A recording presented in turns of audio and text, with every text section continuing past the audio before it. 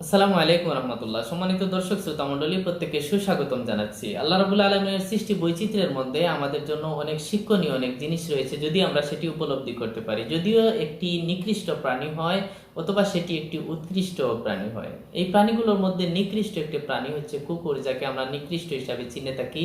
কিন্তু ওই প্রাণীর মধ্যে এমন কিছু নীতিমালা রয়েছে, তার চরিত্রের মধ্যে এমন কিছু জিনিস ফুটে উঠে যেগুলো একজন মুমিনের মধ্যে থাকা চাই, যেগুলো একজন আল্লাহ বীরু মানুষের মধ্যে থাকা চাই, যেগুলো আল্লাহর উপর ভরসাকারীদের মধ্যে থাকা চাই।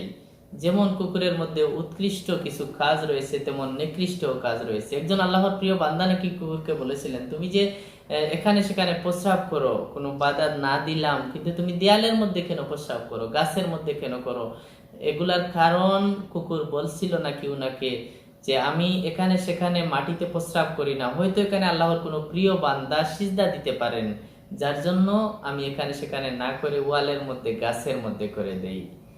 উনি নাকি আবার প্রশ্ন করেছিলেন, তাহলে তুমি মানুষ যখন ঘুমিয়ে যায় তখন মানুষকে ডিস্টার্ব দাও কেন, গভীর রাতে তুমি গেউ গেউ করে উঠো কেন? তখন নাকি কুকুর বলেছিল, আমি তখন গেউ গেউ করি না, আমি তখন ডাক দিয়ে বলি, হে গাফিলরা তোমরা উঠো, তোমাদের প্রভুর তোমরা ইবাদত করো, ইবাদত বন্দেগীতে লেগে যাও। উনি বলেছিলেন, আচ্ছা তাহলে ওই একজন মেহমান আসলে তুমি হয়তো চুর মনে করে গেউ গেউ করো, কিন্তু একজন ফকির, একজন মিসকিন তুমি যখন বাড়িতে আসে তখন তুমি গেউ গেউ করে কেন উঠো? তখন নাকি সে বলেছিল, আমি তখন তাকে গেউ গেউ করে তাড়িয়ে দেই না, আমি তখন তাকে বলি, তুমি তোমার আল্লাহর কাছে চাও, যদি তোমার আল্লাহর কাছে চাও তোমাকে আল্লাহ রাব্বুল আলামিন দিয়ে দিবেন। সম্মানিত দর্শক শ্রোতা মণ্ডলী, এছাড়াও কুকুরের চরিত্রের মধ্যে 10টি বিষয় ফুটে উঠে যেগুলো আমাদের জীবনে অনুকরণীয়। এগুলো আমরা 1 থেকে 10 পর্যন্ত শুনবো ইনশাআল্লাহ। بسم الله الرحمن الرحيم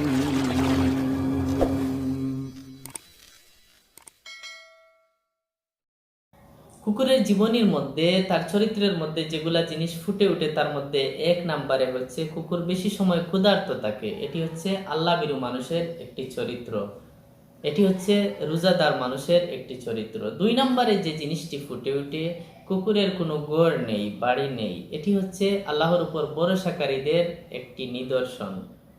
3 নম্বরে যে জিনিসটি ফুটে উঠে, কুকুর রাত্রে কিন্তু সবচেয়ে কম ঘুমায়, এটি আল্লাহ প্রেমিকদের একটি নিদর্শন। যারা আল্লাহকে ভয় করে ওরা রাত্রে কম ঘুমায়, কম ঘুমিয়ে আল্লাহর ইবাদত বন্দেগী সবচেয়ে বেশি করে। এই জিনিসটা একমাত্র আমরা কুকুরের মধ্যেই পাই। 4 নম্বরে কুকুরের চরিত্রের মধ্যে আমরা যে জিনিসটি খুঁজে পাই, কুকুর মৃত্যুকালীন সময়ে কোনো সম্পত্তি রেখে যায় না, এটি হচ্ছে দুনিয়া ত্যাগীদের একটি লক্ষণ। 5 নম্বরে আমরা কুকুরের চরিত্রের মধ্যে যে জিনিসটি খুঁজে পাই, কুকুর মালিককে রেখে কোথাও পালিয়ে যায় না, এত সহজে মালিককে ছাড়তে চায় না, বিদায় এটি একটি পাক্কা ইমানদার মানুষের লক্ষণ। কুকুরের 6 নম্বর চরিত্রের মধ্যে আমরা যেটি খুঁজে পাই, অল্প জায়গাতেই কুকুর সন্তুষ্ট থাকে, অল্প জায়গার মধ্যেই সে পড়ে থাকে, এটি হচ্ছে বিনয়ী মানুষদের একটি লক্ষণ।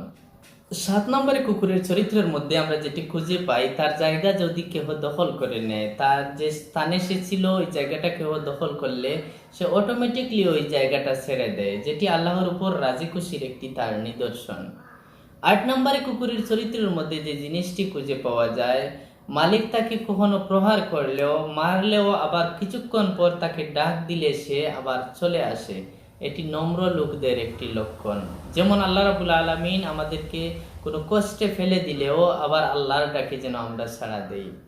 9 নম্বরে কুকুরের চরিত্রের মধ্যে একটি লক্ষণ হলো, যখন তার মালিক খাবার খায় সে খাবার খাওয়ার জন্য তেড়ে আসে না, বরং সে বসে থাকে, এটি গরিব লোকদের একটি লক্ষণ। গরিব হওয়ার মধ্যেও আমাদের অনেক ফায়দা রয়েছে। আল্লাহ রাসূল বলতেছেন, কুন ফিদ দুনিয়া কাআন্নাকা গারিবুন, দুনিয়াতে এমনিভাবে বসবাস করো যেমন তুমি একজন গরিব মানুষ।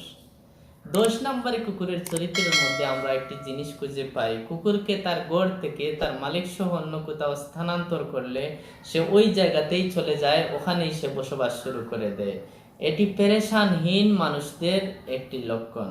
সম্মানিত দর্শক শ্রোতা মণ্ডলী, এই ছিল কুকুরের চরিত্রের মধ্যে এমন কিছু জিনিস যেগুলো আমরা জীবনে ফলো করতে পারি এবং এগুলো আমাদের চরিত্রের মধ্যে যেন ফুটে উঠে, যেটি একটি নিকৃষ্ট প্রাণীর মধ্যেও পাওয়া যায়। আল্লাহ যেন আমাদেরকে তৌফিক দান করেন। ওয়া মা তৌফিক ইল্লা বিল্লাহ। আসসালামু আলাইকুম ওয়া রাহমাতুল্লাহ।